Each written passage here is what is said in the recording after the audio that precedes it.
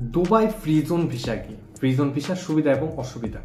আসসালামু আলাইকুম, সবাই কেমন আছেন? আশা করি ভালো আছেন।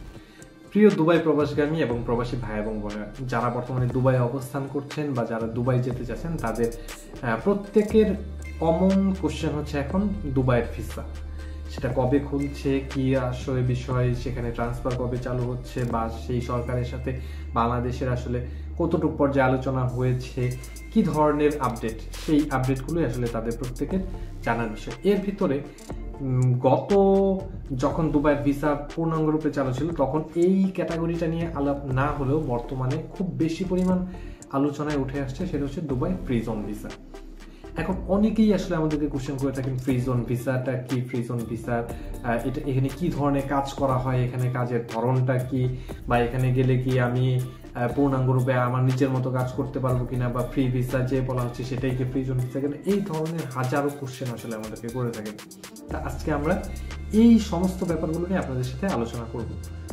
ভিডিওটি না টেনে সব শেষ পর্যন্ত দেখুন, এবং শেষ পর্যন্ত দেখলে আপনি ফ্রি জোন ভিসা সম্পর্কে পরিপূর্ণ একটা ধারণা নিয়ে আসতে পারবেন।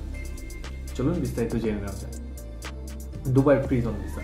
এখন ফ্রি জোন জিনিসটা কি? ফ্রি জোন জিনিসটা হচ্ছে দুবাইয়ের এমন একটা সারাউন্ডিং বিজনেস এরিয়া বা ব্যবসায়িক অঞ্চল, যে অঞ্চলটাকে দুবাই সরকারের পক্ষ থেকে ট্যাক্স ফ্রি ঘোষণা করা হয়েছে। সেখানে তারা বিভিন্ন দেশের কোম্পানিকে আমন্ত্রণ জানায় তাদের কোম্পানি সেট আপ করার জন্য। সেটা বিভিন্ন ধরনের কোম্পানি হতে পারে, এবং যেই অঞ্চলটুকুর ভিতরে যে কোম্পানিগুলো রয়েছে তারা দুবাইয়ের যে দুবাইয়ের যে ল রয়েছে এবং দুবাইয়ের যে বিজনেস ট্যাক্সেশনের যে একটা ব্যাপার রয়েছে, তার আওতাধীন পড়ে না, তার বাইরে পড়ে।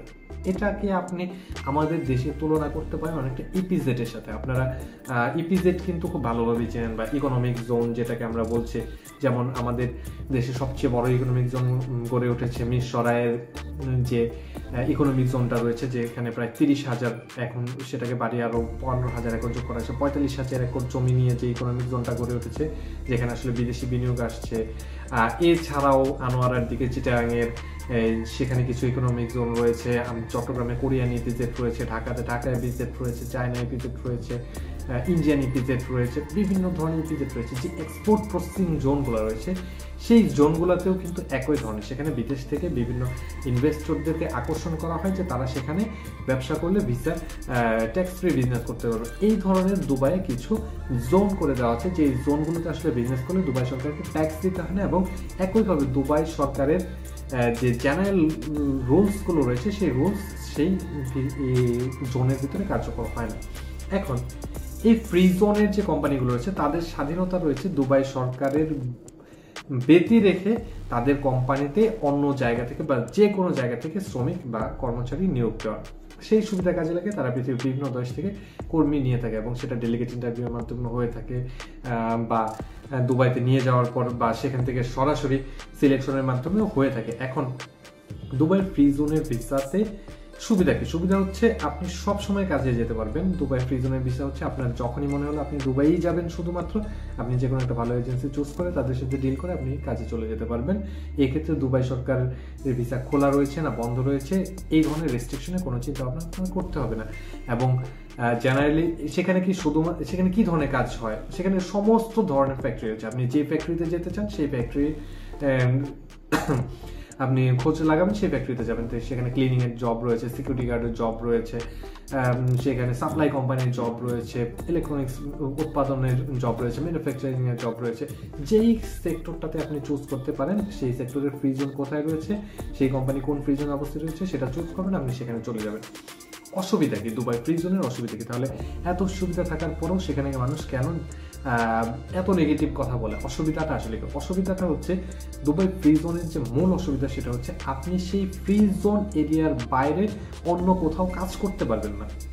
এটা হচ্ছে সবচেয়ে বড় অসুবিধা। আপনি যেই কোম্পানিতে গেলেন সেই কোম্পানির বাইরেও অন্য কোথাও কাজ করতে পারবেন না, ইভেন সেটা সেই ফ্রি জোনের কোনো কোম্পানিতেও না। আপনি ধরেন ফ্রি জোনের কোম্পানিতে 100টা কোম্পানি রয়েছে, সেটা আপনি একটা কোম্পানিতে কাজে গেলেন, সেখানে যে কোম্পানিতে কাজে গিয়েছেন আপনার সেই কোম্পানিতেই কাজ করতে হবে। তার বাইরে অন্য জায়গা থেকে ওই ফ্রি জোনের বাইরে তো প্রশ্নই আসে না, সেটা তো আউট অফ কোশ্চেন।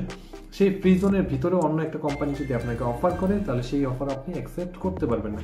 তৃতীয় অসুবিধা যেটা রয়েছে সেটা হচ্ছে আপনি ফ্রি জোন কোম্পানির ভিসা ক্যান্সেল করতে পারবেন না। আপনি সেখানে একবার যাওয়ার পরে কোম্পানি যে আপনাকে 2 বছরের চুক্তিকালীন নিয়ে গিয়েছে বা 2 বছরের জন্য সাধারণত যাওয়া হয়, 2 বছর পর 2 বছরের পূর্ব পর্যন্ত আপনার যত পরিমাণ অসুবিধাই হোক, আপনি যত ভালো অপরচুনিটি পান না কেন, সেই ভিসা যদি কোম্পানি আপনাকে ক্যান্সেল না করে আপনি ক্যান্সেল করতে পারবেন না।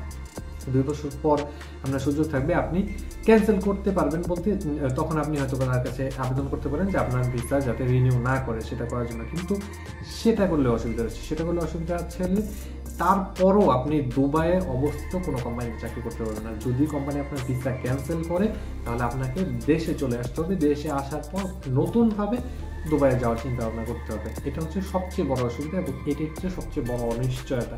এই জন্যই আসলে দুবাই ফ্রি জোন কোম্পানি নিয়ে মানুষের এত ফ্যাসিনেশন নেই বা এটাতে যাওয়ার ক্ষেত্রে আসলে ভয় পায়। এখন তারপরে যেটা অসুবিধার ক্ষেত্রে হচ্ছে সেটা হচ্ছে যে আসলে সেখানে যেহেতু দুবাই সরকার ল কাজ করে না এবং এই ফ্রি জোনে অনেক কাজ হয়ে থাকে, এয়ারপোর্টের ভিতরে অনেক কাজ হয়ে থাকে, পোর্টের ক্ষেত্রে লোড আনলোডিং এর ব্যাপার, সেখানে আসলে ইন্টারন্যাশনাল যে লেবার ল অনুযায়ী যে ধরনের ওটি দেওয়ার কথা, ওভারটাইম দেওয়ার কথা, সেটা অনেক সময় অনেক কোম্পানি না দেওয়ার ক্ষেত্রে আসলে কিছু স্টেপ গ্রহণ করে এবং সেই ক্ষেত্রগুলোতে আসলে আপনি দুবাই সরকারের সাথে কোনো ধরনের নেগোসিয়েশন বা ডিলিংয়েও যেতে পারবেন না, যেহেতু আপনি দুবাই সরকারের অধীনে কোনো কোম্পানিতে যাচ্ছেন না। এই ধরনের আসলে ভার্সেটাইল সমস্যাগুলো রয়েছে এবং সেখানে আসলে ভিসা ট্রান্সফারের কোনো সুযোগ নেই, অন্য কোম্পানিতে যাওয়ার কোনো সুযোগ নেই, ফ্রি জোন এরিয়ার বাইরে কাজ করার কোনো সুযোগ নেই। এই অসুবিধা থাকারগুলোর কারণে আসলে বাংলাদেশ থেকে ফ্রি জোনের ভিসার প্রতি এত পরিমাণ একটা নেগলিজেন্সি কাজ করে। তবে বর্তমান সময়ে যারা দুবাইতে অবস্থান করছেন, যাদের আসলে ভিসা ক্যান্সেল হয়ে গেছে, তারা যদি মনে করেন যে আপনার দুবাইই থাকতে হবে তাহলে সেক্ষেত্রে আপনার এটা একটা অপশন হিসেবে দেখতে পারেন। এবং বাংলাদেশ থেকেও যারা আসলে দুবাই যেতে যাচ্ছেন, অনেকে অনেক ধরনের ভিডিও দেখে হাইপড হয়ে দুবাই ফ্রি জোনের ভিসায় যাওয়ার জন্য অনেক যোগাযোগ করছেন, পাগল হয়ে যাচ্ছেন এবং অনেক দালালের হাতে ধরেছেন। আপনারা অবশ্যই যাওয়ার পূর্বে এই ব্যাপারগুলো কনসিডারেশনে রাখবেন এবং আমাদের পক্ষ থেকে পরামর্শ থাকবে দুবাই ফ্রি জোনের কোম্পানিতে, যে কোনো একটা কোম্পানিতে চাকরি করে বা সেখানে অবস্থান করছে ফ্রি জোনে, এরকম কাউকে খুঁজে বের করে তার সাথে কথা বলে তার বাস্তব অভিজ্ঞতা জানার পর আপনার ডিসিশন নেবেন। আশা করি বুঝতে পেরেছেন। ভিডিওটি ভালো লাগলে লাইক, কমেন্ট এবং শেয়ার করে অনেকে দেখার সুযোগ করে দিন। ভিডিওটি যার জন্য উপকারী মনে হয় তাকে শেয়ার করে জানার সুযোগ করে দিন। দুবাইয়ের ভিসা এবং প্রবাসী যে কোনো খবর সম্পর্কে জানতে চ্যানেলটি সাবস্ক্রাইব করে অল বাটন অন করে রাখুন। ধন্যবাদ।